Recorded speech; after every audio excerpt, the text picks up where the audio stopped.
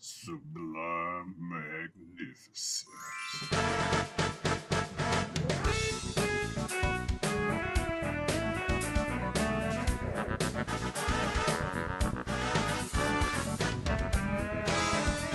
Hey guys, you know who it is, what's going on, when it's happening, where it's at, and why we're here today.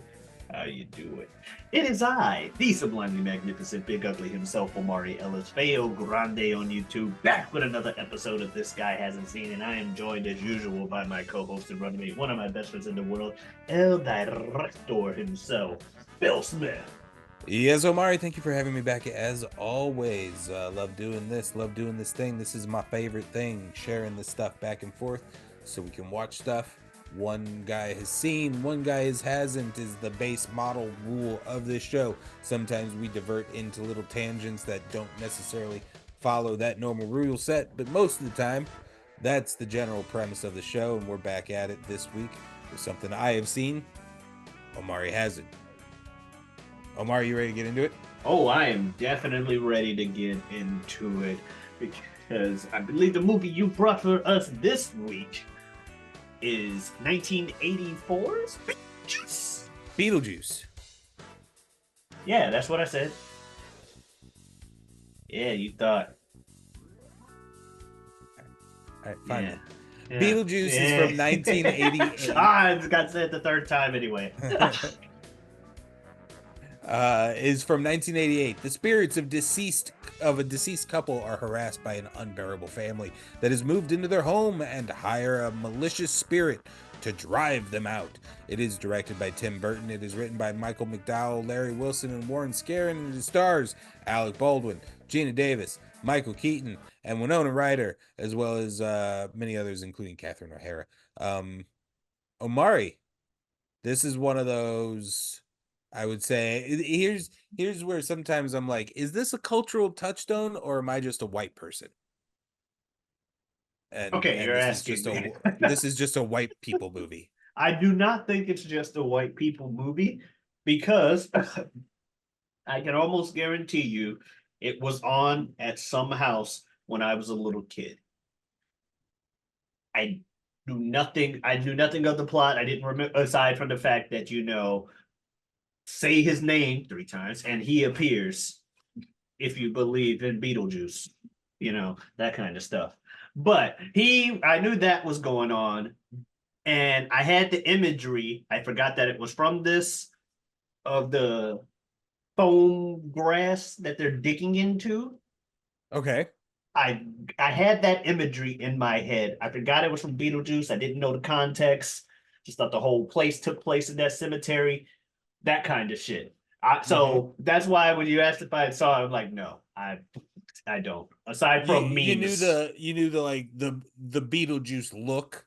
yeah, I would assume. I knew what he looked like because he had a cartoon show and stuff. And I remember wanting to be a fan of Beetlejuice as a kid, but I knew nothing of the lore aside from you say his name three times. I wasn't even sure if it's a good or bad thing to summon the motherfucker. That's what I'm saying. But I knew there were a lot of memes, jumping the line, oh, good, good. Now you.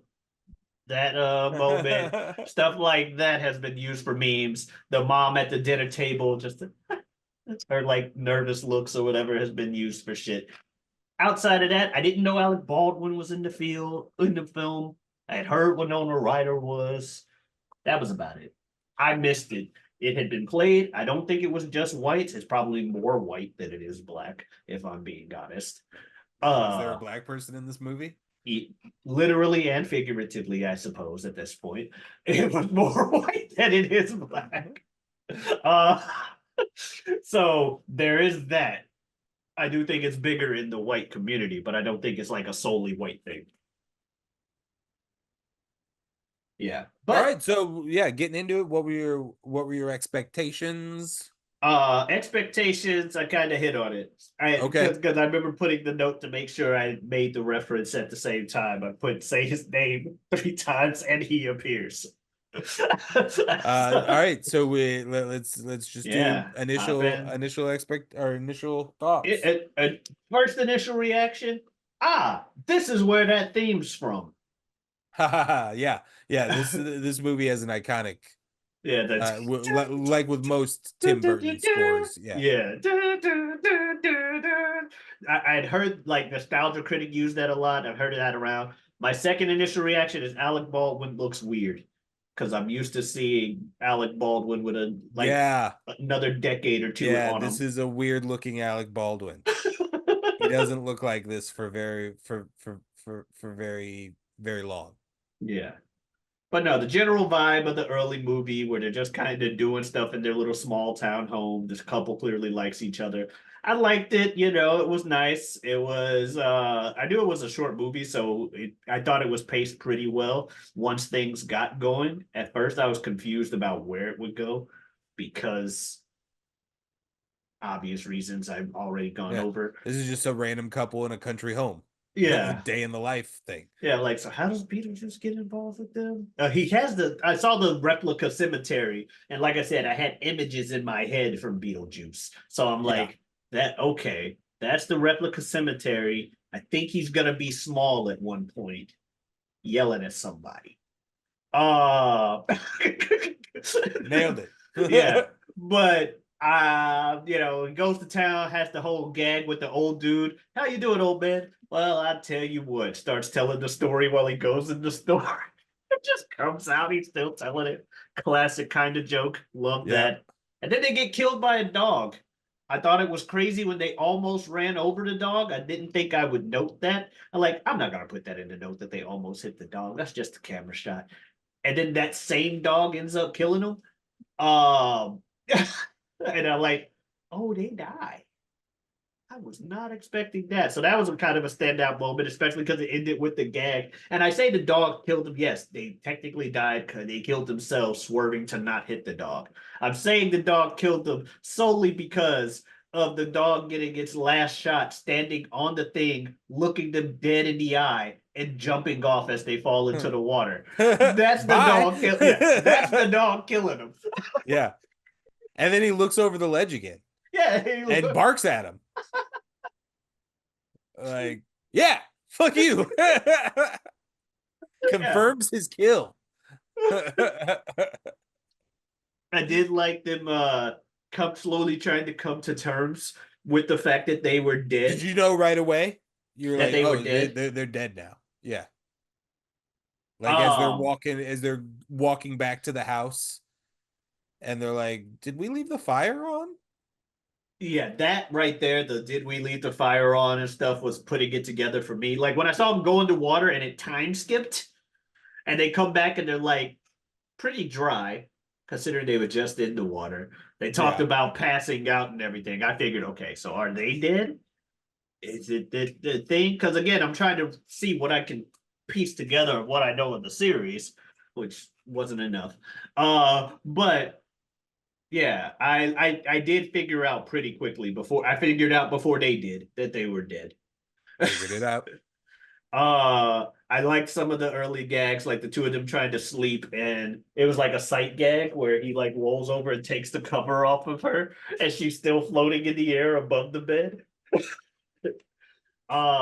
The sandworm effects. Yeah, I was gonna say. I was just about ready to say it. What'd you think? What'd you think about them 1988 computer graphic? Woo!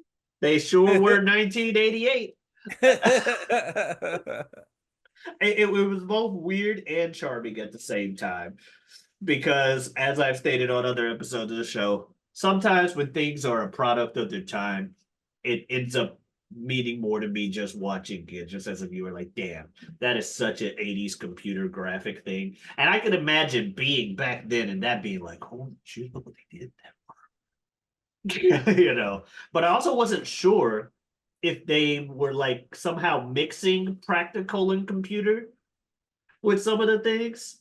Because some of the gags or some of the stuff they do in this movie looks pretty well and looks like it could be at least somewhat practical. And it being Tim Burton, yeah. I wouldn't be surprised. A lot of the stuff is practical puppetry, but yeah, like them opening the door to that desert world, obviously all of that is just 1988 CGI.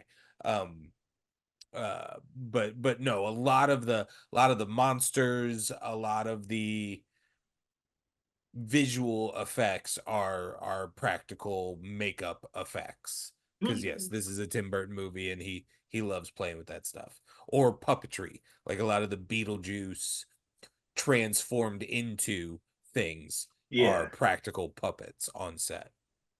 Yeah. I like the fact that they got the cast they did. I thought everybody did the role they were supposed to pretty well. Mm-hmm. Weird seeing Michael Keaton in that light. Not that I've seen a lot of Michael Keaton. It's not too weird because, like I said, it's Beetlejuice, and I'm familiar that he at least somewhat acts like this.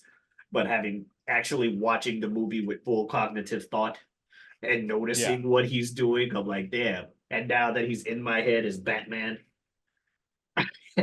you know, like, oh, this is the Batman vulture, and he's out here big. Yeah, see, when he first was cast as Batman, the people went, the comedian? Yeah, and me, I'm like the serious actor in a comedic role. Was this him trying to prove he could do comedy or something too? Like for me, I'm like, I wonder how much of a culture shock this movie was. Not culture shock, but you know what I mean. I don't have a better phrase at the moment. But a culture shock is just like Michael Keaton. But apparently it's the other way around. Yeah, this is him returning to form.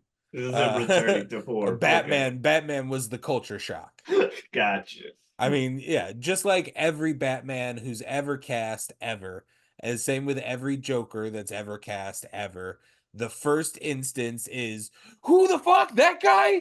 Oh, that's gonna be terrible. He's gonna be so bad.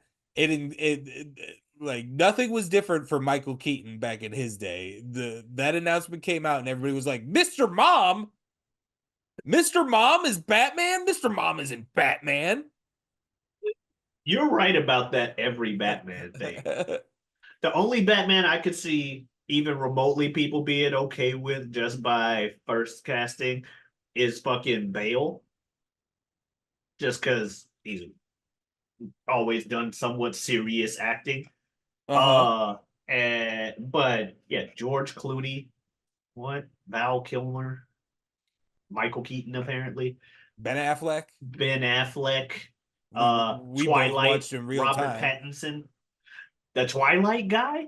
Yeah, no, you're right about that. I'll give you that 100%. Heath Ledger as the Joker? What? A Knight's Tale? That motherfucker? The 10 things I hate about you, guy? That is not all right, all right, all right. I know that's McConaughey, but I don't know any fucking Ledger lines. Uh, but I would still put him in the same nut with that 10 things I hate about you shit. Right. Anyway, no, yeah. But yeah. no, Beetlejuice, Michael Keaton, off type for what you're used to. Yes. I liked it though. I liked everything everybody was doing. We had our guy that I'm pretty sure was the principal in Ferris Bueller. Yep, he's not our guy. He's the don't ever say that. Okay. I was gonna say the guy we don't I meant to say the guy that we mentioned we don't like. But I don't remember his name. It's gonna be like that guy we talked about that we didn't like. Yeah. He's not a cool dude who hasn't done cool things, and I would tell you his name so you can Google it so you can know for yourself, but then his name just gets traction. So yeah, we're gonna skip past him. The reason why I chose this, I didn't even go through that, obviously, is because Beetlejuice is in the zeitgeist right now, as Beetlejuice is currently in theaters. The sequel is out, and they do not have the dad in it. He has been killed. Rightfully so. Yeah. And they do it really cleverly in a world where being killed doesn't mean that you can't be in the movie. He is killed by shark attack, where he has been bitten off from the waist up. So he still exists in the death world, but it's literally just a pair of legs and a torso walking around with a bite shaped cutout ending at the top of his like his belly button. Fair enough.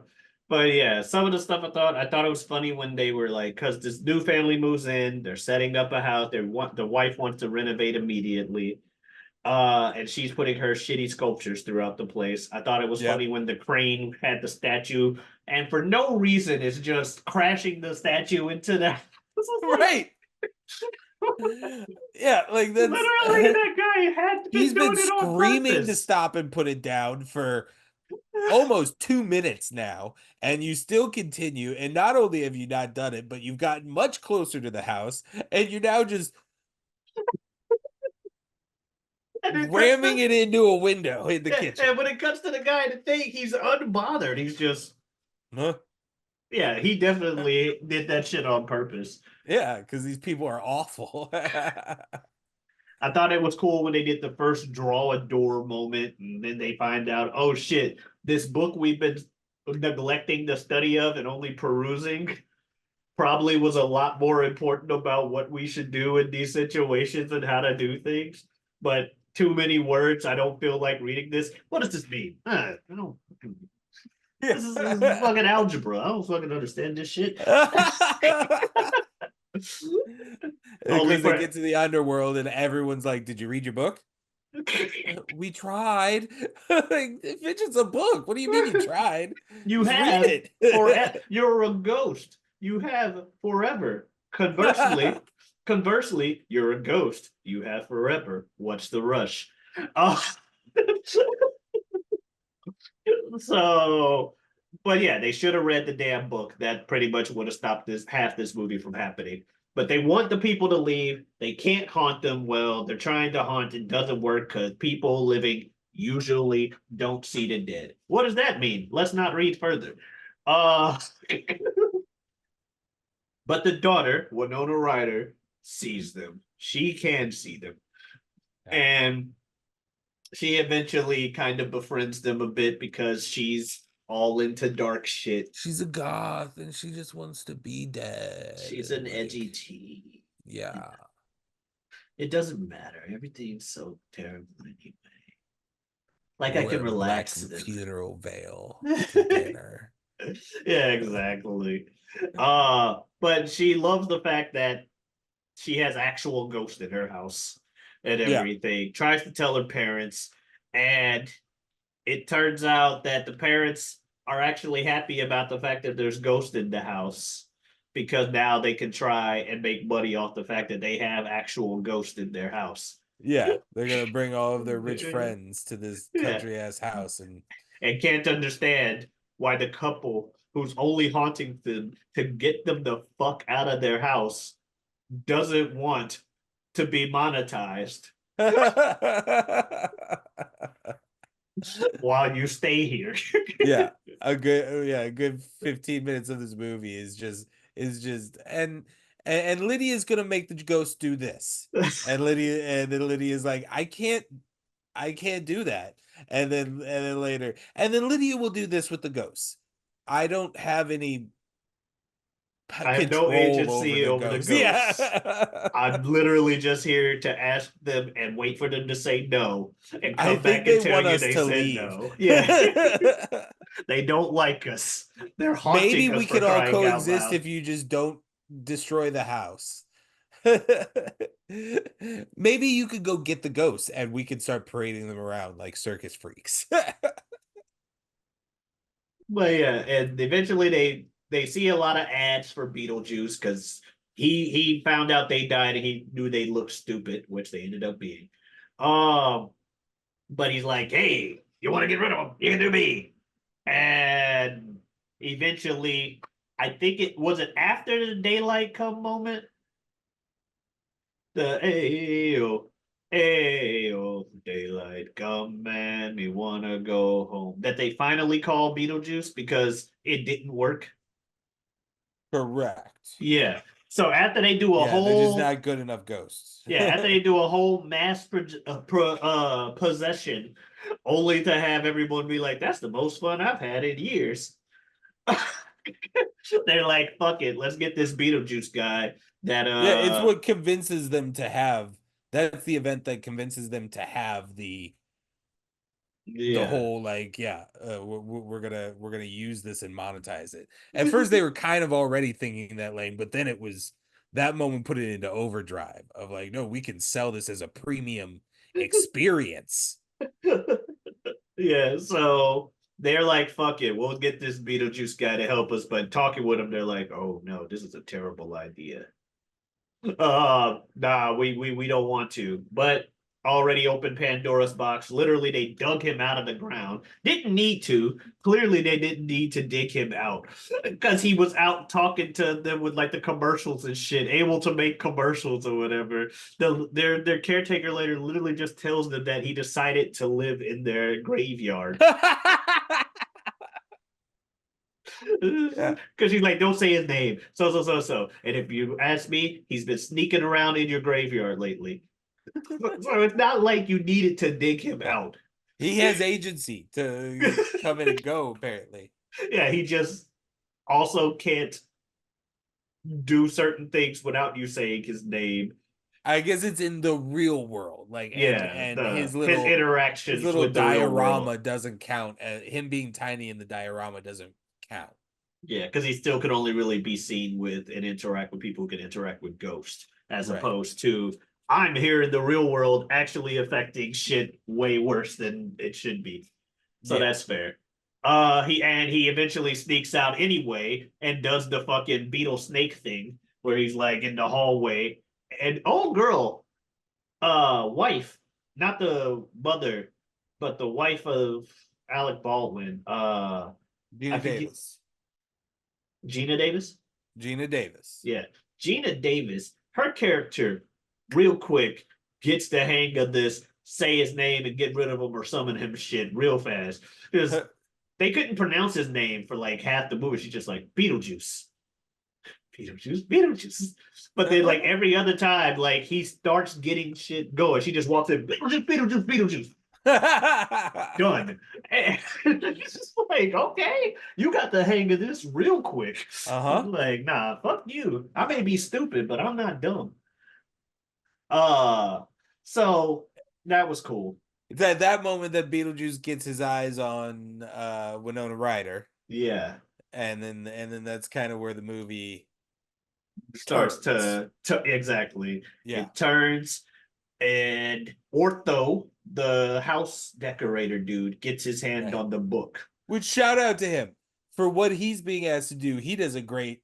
He's always in these kind of movies as this kind of guy, and he's always turning in a stellar report card. Like never asked to do a gigantic thing. Like he's always going to be this supporting role. But always does a stellar job. Oh yeah, I did very much enjoy him in this movie for in the context of what he's supposed to be. I don't like Ortho the character, but damn did the actor do a good job. But yeah, Ortho gets the book. They get the couple's told, okay, Pandora's box is way too open. But y'all motherfuckers need to fix this shit. Get them motherfuckers out your house, leave Beetlejuice the fuck alone, and get the book back. Okay, now get the fuck out. Funny gag with the sports team constantly calling the caretaker coach. Hey, coach, I'm not your damn coach. Okay, but coach, we don't know so. Hey, coach, I think we're dead. Okay. I didn't think it was funny every time they were like trying to think of ways to scare. They just went to like, let's cut off our head. Ah! Or what do you got to be scary? I make my face weird. Good. Now you. Yeah, okay. Good enough. And to be fair, they scared the shit out of Lydia because she accidentally summons does she fully summon Beetlejuice at that time? No, she doesn't summon him yet. She wises up to the idea that maybe she shouldn't. Right. He gives her creepy vibes. Like she goes there to do it, I think. Yeah, and then when she gets to the second Beetlejuice, she's like, wait a minute. Maybe there's a reason this is locked up in a diagram right now. Nah, I'm good. I don't need to. And then they come out and she wants nothing to do with Ghost. Fast forward, we get around to the climax. New people at the house that had the whole ghost experience sold to them. And things start going bad because now Ortho knows how to summon the dead with a particular ritual he found in the book. And he's like, regardless if the ghosts want to do this or not, because the ghosts are like, no, we ain't doing shit. We gonna sit up here and cuddle in the attic, settle it amongst yourselves. Uh,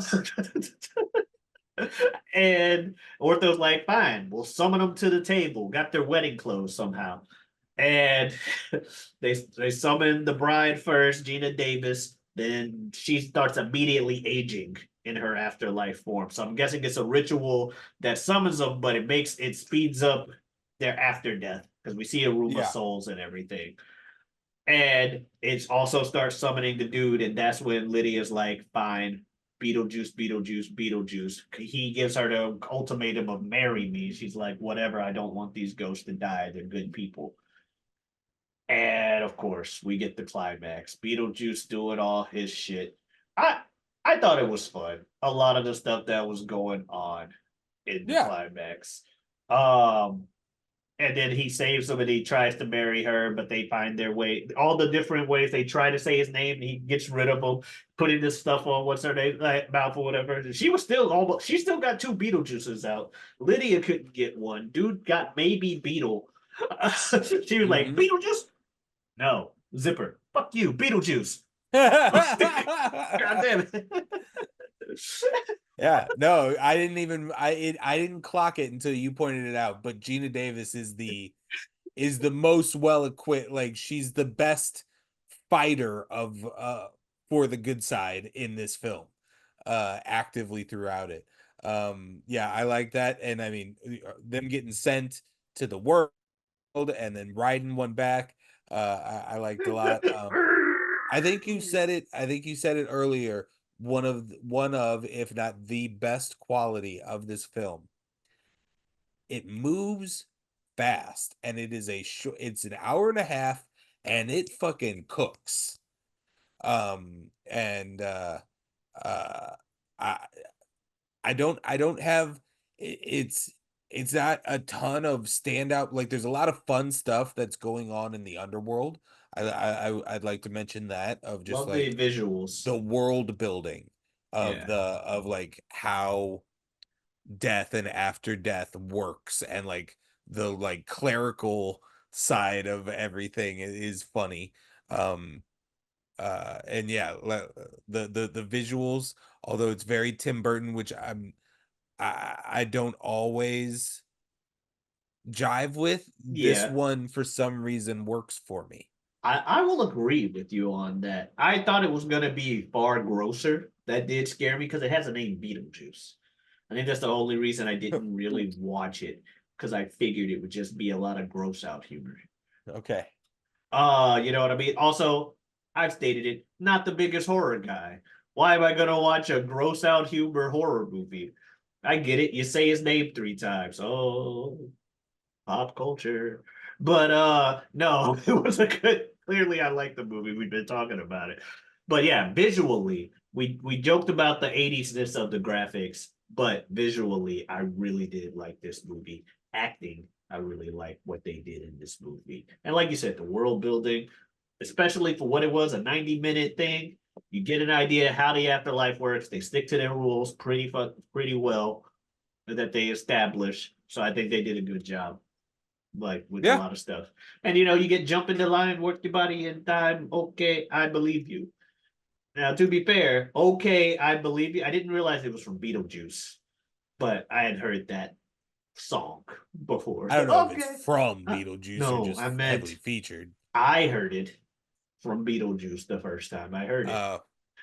I didn't know that's where I heard it from, but it had been part of my brain is trained to react to certain things in certain ways. Like, okay, I believe you.